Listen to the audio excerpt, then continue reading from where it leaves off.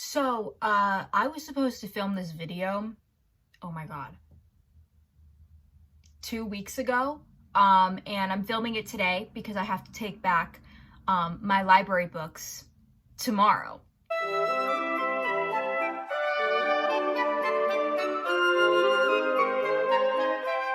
So, welcome to this new series that I will be probably doing. It's called Angelina's Book Rant.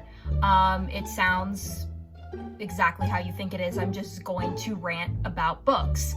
And what better way to start off this series than with these two books that I randomly picked up from the library called The Betrothed and The Betrayed by none other than Miss Kiera Cass. Now, if you don't know who Kiera Cass is, she wrote the popular trilogy, The Selection, which I read last year, and it was good.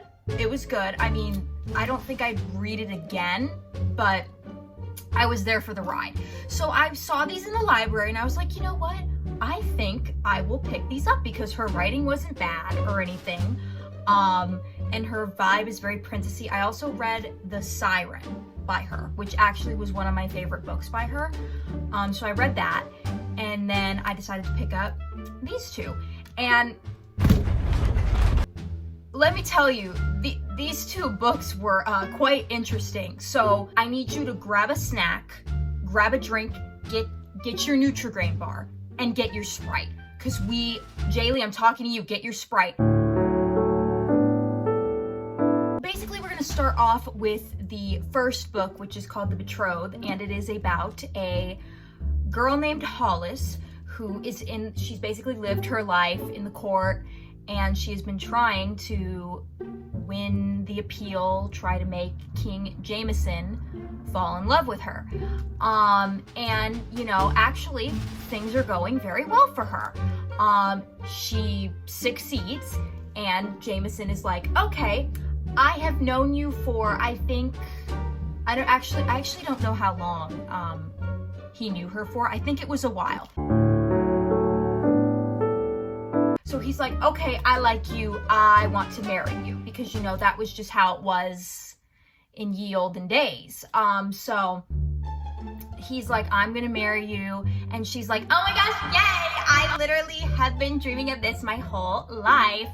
And so then, you know, she gets with the guy of her dreams, supposedly, and while she's going about that, she's like, wait a minute, I don't want to do this. So she's just having a little mental breakdown, being like, oh my gosh, I don't think I can do this. I can't be queen. I can't do this. I can't do that, because, she will have to have responsibilities, because that's what you do when you're a queen. I really don't know what she thought she was gonna do. Was she just gonna, you know, sit down and like eat food? I mean, I would love to do that, but, you know, she was a ruler of this kingdom, and she knew what she was getting herself into. That's besides the point.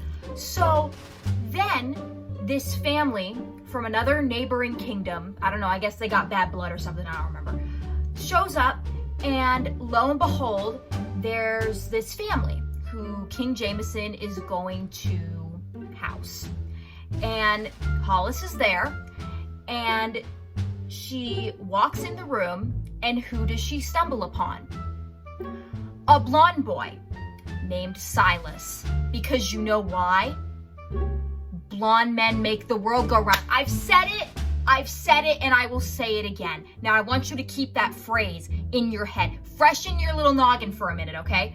So she sees this little blonde boy, and she's like, oh my God, he's blonde. Holy freaking crap. I love this man. I love him. I love this blonde boy. I've literally had 5 conversations with him, but I love this man. So she basically, there was a coronation night, and Jameson was supposed to propose to her.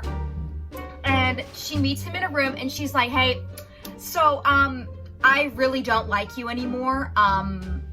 Yeah, the brown hair just wasn't doing it for me. I just need to be with the blonde boy. So Jameson's just like, okay, go ahead. You'll come back. And she's like, Okay. So she runs off with Silas because on the night of the coronation, he was like, oh my God, I love you. Even though we've literally like spoken 5 times in the book, I love you. And she's like, oh my God, I love you too. You're blonde. Oh my God, you have blue eyes. So basically after that, they run away together. Also, I would like to mention, before she runs off with Silas, she meets his cousin, Ethan, I think his name is pronounced. And he basically is like, you're a little shit and you're gonna be nothing but an ornament for the king. Now I want you to keep Ethan in the back of your head too. He'll be important later. And she's like, I don't like you, you're stupid. And he's like, well, I don't like you. Can you see where this is going? Now, this is where things get a little bit, not a little bit, very hypocritical of little Hollis. So she goes and runs off with Silas. And you know what she says to him? We need to get married right away. Like right now. In 2 days. They got married, I think either in 2 days or 2 weeks. You just sat here and complained about how you did not want to be with Jameson. And then you run away with a person you really didn't even know. And then you get married in 2 days. This is too much, she says. This is too much. No, the wedding takes place. All of Silas's family is there. They're like, oh my God, we love Hollis. She's like our own, even though she's known them for like 2 weeks. They get married and they're having their little after party. And so Silas's mom is like, oh, I want to give you this ring because it was given to me, yada yada, Seinfeld, yada yada. Because really this isn't important. So Hollis is just standing outside. They're away from the house, mind you. All of a sudden, screams erupt. Oh my God, what's going on? So apparently there's this thing called the Dark Knights, which Valentina was a girl who was friends with Hollis at the castle before she ran away with Silas. And she was like, oh my God, they're gonna come for you. And she's like, who? And she's like, I'm not gonna tell you. So these Dark Knights come to attack Silas and his family and everybody else.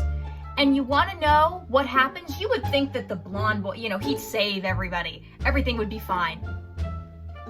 He dies. He dies. What the heck? Okay, anyways. So, after that, it's the only people that are left from that entire wedding, because they supposedly invited a lot of people, was Hollis, Silas's mother, and Silas's sister. And she is like, oh my God, I just lost the love of my life. Whatever will I do with myself?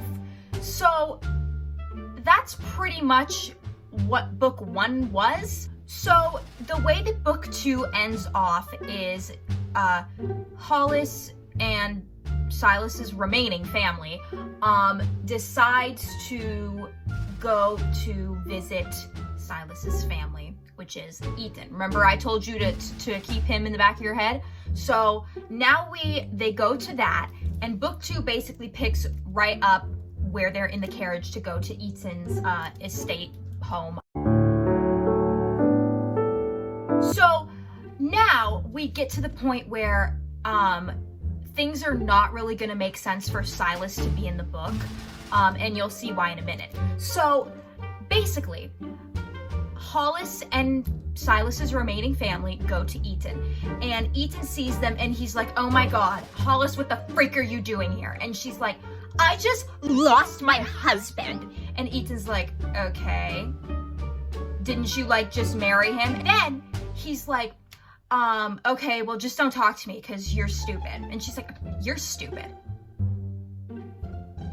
Where is this going? Where do you think it's going? So then some dialogue happens, and they basically fight all the time. They just hate each other. Oh, they hate each other. Yeah, they hate each other. So anyways, after their fight, Hollis is like, I can't take this anymore. I'm running away. So she runs away in the middle of the night. Nobody's supposed to know. She was gonna leave, her new mother. She literally calls this woman she's known for 2 weeks her mother because her parents seemingly disowned her in the last book. They also died. She runs away in the middle of the night, and who do you think goes after her? Who do you think? You want? I'll wait. Who do you think goes after her? Ethan goes after her. So, you know, he's just like, come back, and she's like, okay, I'll come back. So she does, and then they come up with a plan to go against the king of that country. I think it's like Isles or something. The place where Silas was, because there's this king ruling it, and they think that he is the one behind the attack of the Dark Knights. So they go to this kingdom, and you know, other yada yada stuff that's really not important. But then we get to the part where it's actually quite funny. So as time goes on, Hollis and Ethan, you know, start to like each other a little more. They're like, you know what, maybe I really don't like hate you after all. Maybe I can tolerate you. That's where it all starts, by the way. They get to the coronation, they do the little dancey dance or whatever, and then, you know, they kiss. Because, you know, you just said you hated each other 2 days ago, but you know, all can be forgiven, am I right? This is where I want to call out Hollis, my little girlie here. So after she starts to realize, maybe I do have a thing for Ethan. Maybe because I'm actually forming a genuine relationship with him and not like, you know, just following, you know, the first person that I see who I think is cute and just saying that I love them and want to marry them. Maybe I'm onto something. So she says, let's see. Silas meant to me to let my heart wake up to somebody else, especially so soon. Granted, everything between us had happened quickly. We'd run away together only a handful of days after we had met and married 2 weeks after that. Okay, I was right, 2 weeks. I'd spent more time as Silas's widow than his beloved, but I didn't want to treat him like it didn't happen. So you just called yourself out. Like, I mean, good for her for being self-aware, but it's the fact that you know what you did. And you still, like, you knew what you were doing and you still continue to do it. If she didn't leave Jameson, it would have been fine. So, after that, the little coronation ball thing where they're like, oh, maybe we do like each other because, you know, enemies to lovers, best trope, fight me on it. So, they get to the castle where Jameson is. They go back to Hollis's original kingdom. I think it's called like Croa, something like that. Coronavirus, I don't know. This book was a virus. So, she gets there and Jameson's like, oh, I knew you'd come back. You better stop! And Hollis is like, oh, well, I'm with this man now. So, yeah. And Jameson's like, where's your little blonde boy husband? And she's like, oh, he died. And Jameson's like, oh, okay, T. And she's like, you sent the knights. And honestly, I don't even remember if he did. But then he basically goes a little manic, a little cuckoo in the brain, and he falls, and he like falls off of the, I guess apparently like the book described it like he was on like these big steps, you know, like a king. He falls off and he dies. Cause plot convenience, you know? Now we don't have another love interest for Hollis. Now it's just her and Ethan. So that happens, and then this is the funniest part. She complained about not wanting to be queen, and guess what happened after Jameson died? Because he had put it in the contract that he was betrothed to her. She becomes queen. Isn't that funny? She just wasted her whole life when all of this could have been taken care of in like 7 minutes if she just stayed with Jameson. And like maybe said, maybe I need to put on my big girl pants. And toughen it up because I have been a little simp for Jameson. And anyways, that's the problem here. Now that has happened after Jameson has died and Hollis becomes queen, I think the other king died too. I don't remember what happened, but Ethan had to become king of the other kingdom that was neighboring Hollis's kingdom. So now they're king and queen, and they must, you know, rule their kingdom and must go back to their lives. They like each other, but you know, nothing they can do. So months go by, Hollis is queen. She's having them over for some little dinner and, you know, some tea time. So she already has another man's. she has a man, and Ethan has a woman now, and they're supposed to be married or something, because, you know, the kings and queens couldn't possibly form an alliance and, you know, become married, so then plot convenience can happen, and then Ethan and Hollis could get married. No. So anyways, they go there, and Hollis is like, I'll miss you, and Ethan's like, yeah, I'll miss you too. Love you.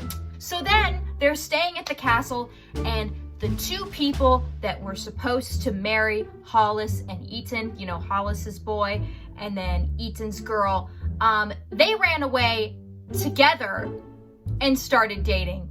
You want to know why? Because plot convenience.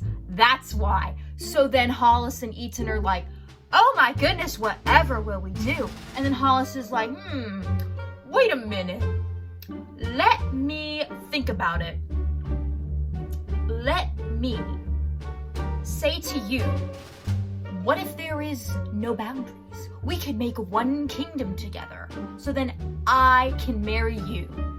And Ethan's like, sold. There we go. And oh my God. Basically, the end of the book, they live happily ever after. Now, is this the first time I am ever going to say that a blonde boy was not necessary to the plot? Unfortunately, yes. I'm so sorry. And also, it was just, Silas was not, like, written well. The thing is, they didn't have any really, like, bond. They just talked about normal things. And then Hollis like, oh my God, I literally love you. I'm in love with you.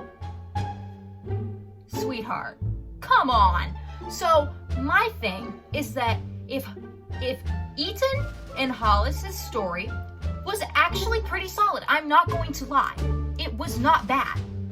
But what could have been changed differently about the whole entire thing was that if Hollis realized that she didn't want to be queen and she ran away in the middle of the night. Okay, I'm rewriting the whole book, I don't care. She runs away and she stumbles upon this house, you know, she's like, oh my God, I have nowhere to go. Maybe I can find somewhere to lodge for the night. And Ethan comes up. He's not a part of this kingdom or whatever. Or he could be. He could be just like a wealthy man. He comes up and he's like, who the hell are you? I thought you were supposed to be queen. And she's like, I'm not. I ran away. I couldn't do it. And she's like, can I please stay here? And he's like, oh my God, fine. Okay, but I don't want to have anything to do with you. Then we enter this enemies to lovers arc that could be good. So this book was very interesting. I will give the writing style 4 out of 5 because the writing was not, like, the writing style, not the plot, two different things, was not bad. I was not cringing at the writing. I was cringing at the plot. Not really cringing. I have read much worse books than this. But the plot just could have been, I think it just could have been handled better. And there could have been, if Kiera wanted a enemies to lovers arc, she could have done that and just left Silas out. Like, it really wasn't necessary. Overall, I will give this book series a 3 out of 5. Didn't hate it, didn't love it at the same time. I will say the covers of these books are absolutely stunning. They're gorgeous. Like, look at that. And then this, I really like this one. This is so pretty. Oh, the glare. It's so pretty. Yeah, that's really kind of all I have to say. That was interesting to say the very least. And, you know, what are you gonna do?